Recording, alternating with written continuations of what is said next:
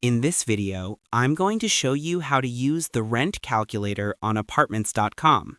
Let's go to Apartments.com homepage. Click the menu button in the top left corner.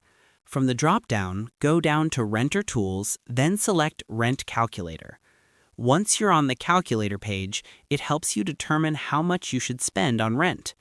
Go to the Calculate My Rent section and enter your monthly pre-tax income. For example, if you make $5,000 a month, type that in.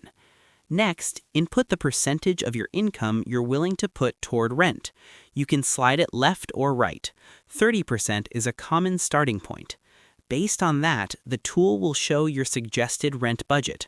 For instance, at $5,000 monthly income and 30%, your rent budget would be $1,500 per month. From there, you can click Search to find rentals that fit your budget. You can also view the 50-30-20 guideline, which suggests 50% of your income for living expenses, 30% for daily expenses, and 20% for savings. This is how we access and use the rent calculator on Apartments.com. If you liked this video, please like, subscribe, and share. Thanks for watching.